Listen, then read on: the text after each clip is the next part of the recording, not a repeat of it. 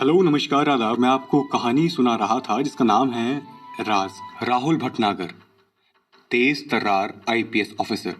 अपराधी उसका नाम सुनते ही डर जाते थे, और अपराधी ही नहीं, पुलिस डिपार्टमेंट में भी राहुल भटनागर का काफी दबदबा था।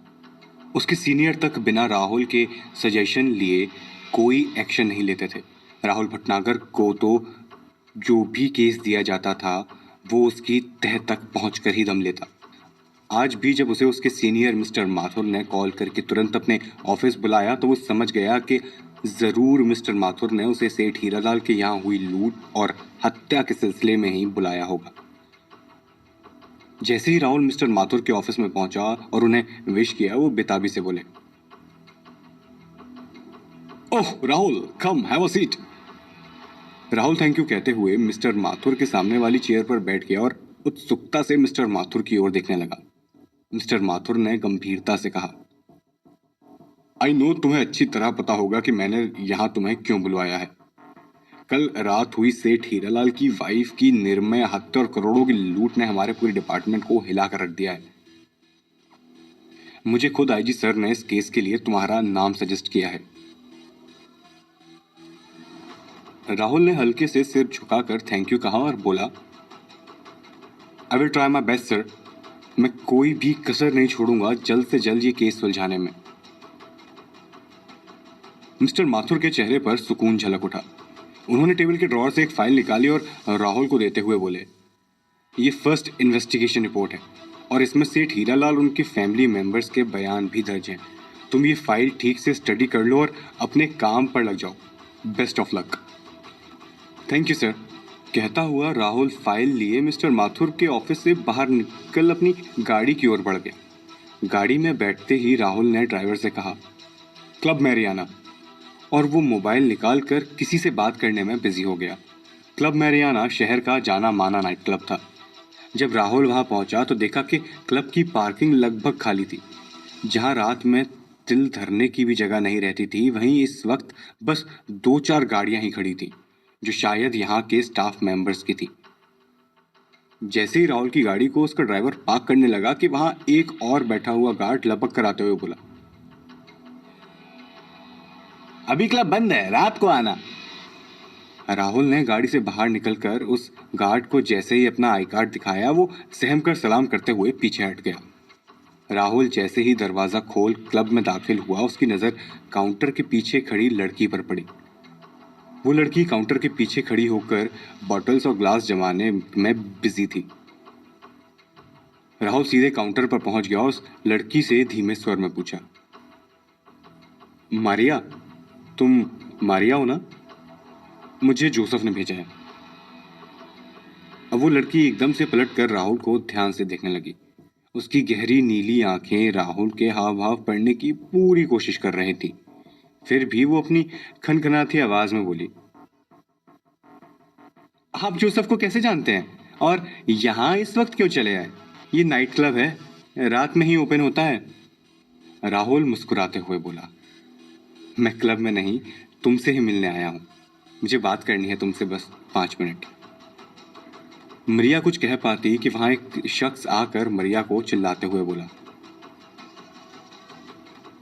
ये क्या लगा रखा है तुमने? तुम्हारे दोस्तों को क्लब के बाहर मिला करो, यहाँ काम के समय नहीं।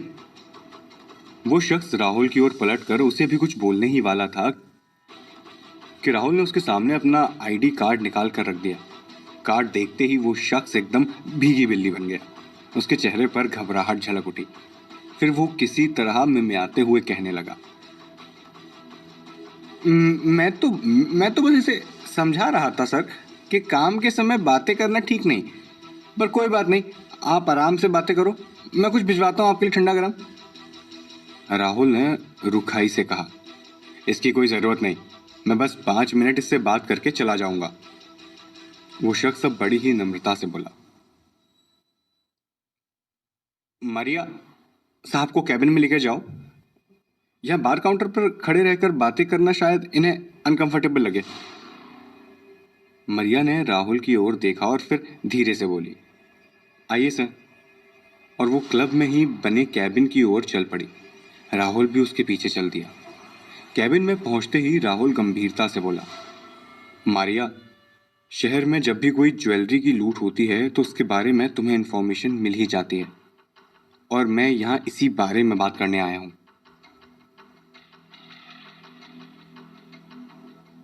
मारिया एकदम हतप्रभ हो बोली,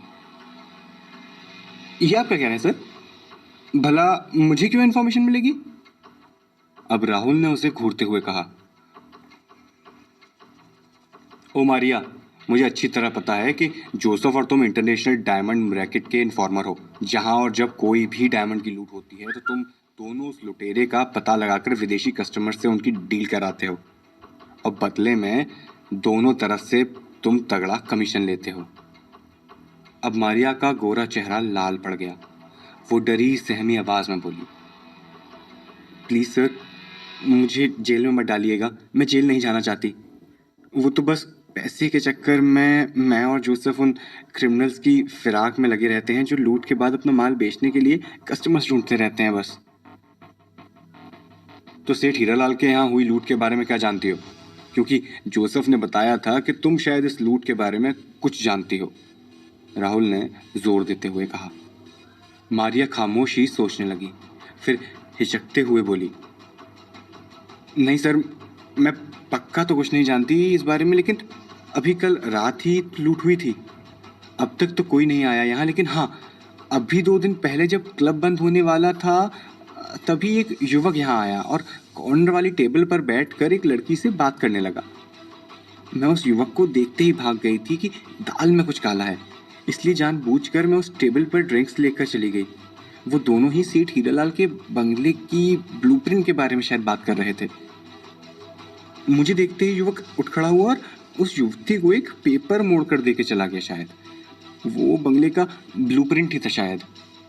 राहुल एकदम गंभीर हो उठा। उसने मारिया से पूछा, क्या तुम दोनों युवक युवती का स्केच बनवा सकती हो? मारिया सिर हिलाते हुए बोली, नाइट क्लब में रात के समय रंग बिरंगी लाइट्स और धुआं फैला रहता है, ऐसे में शक्ल तो ठीक से देख पाना मुमकिन नहीं, और ऊपर से उस युवक ने तो कैप और गॉगल्स पहने हुए थे। युवती के भी घुंघराले बाल चेहरे पर बिखरे हुए थे, और हाँ, उस युवती की उंगली में एक बड़ी सी रेड कलर की स्टोन जड़ी हुई रिंग थी जो उस रंगीन लाइट में और भी चमक रही थी। राहुल ने मुस्कुराते हुए मारिया को थैंक्स कहा और जाने के लिए खड़ा हो गया। फिर एकदम से अपना विजिटिंग कार्ड निकाल कर उसे देते हुए बोला, अगर कुछ भी याद आए या फिर कोई तुमसे कांटेक्ट करे लूट का माल बेचने के लिए तो फौरन मुझे कॉल करना। मारिया ने कार्ड रखते हुए सिर हिला दिया।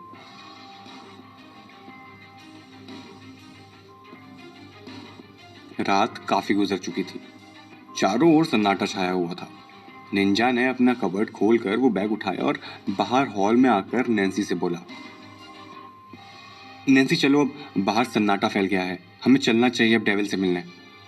नैन्सी ने बैग पकड़ते हुए कहा, इस पत्थर को क्यों उठा कर ले जा रहे हो? इसे तो यहीं फेंक दो कचरे में। और उसने वो बैग सचमुच ही किनारे रखे डस्टबिन में फेंक दिया। फिर निंजा के साथ बाहर निकलकर अपनी गाड़ी में बैठी और तेजी से चल पड़ी डेविल के ठिकाने पर। गाड़ी के वहां से दूर जाते ही एक साया अचानक से घर के नजदीक आया और फिर दरवाजे पर लगा लॉक खोलकर अंदर चला गया। उसने लाइट ऑन की और इधर उधर देखने लगा। लाइट ऑन होते ही साये का चेहरा भी झलक उठा, और वो कोई और नहीं बल्कि किशोर था। किशोर ने डस्टबिन में पड़ा वो बैग उठाया और तेज कदमों से बाहर की ओर चल दिया। दरवाजे को लॉक कर किशोर ने किसी को मैसेज किया, माल मिल गया है, और फिर वो अंधेरे में ही बैग सहित दूर निकल गया। किशोर ने वो डुप्लीकेट ज्वेलरी वाला बैग आखिर क्यों लिया?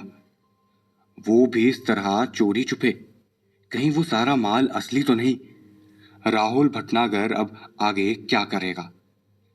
डेविल ने जब निंजा और नैन्सी खाली हाथ मिलेंगे तो क्या सलूक करेगा दोनों के साथ?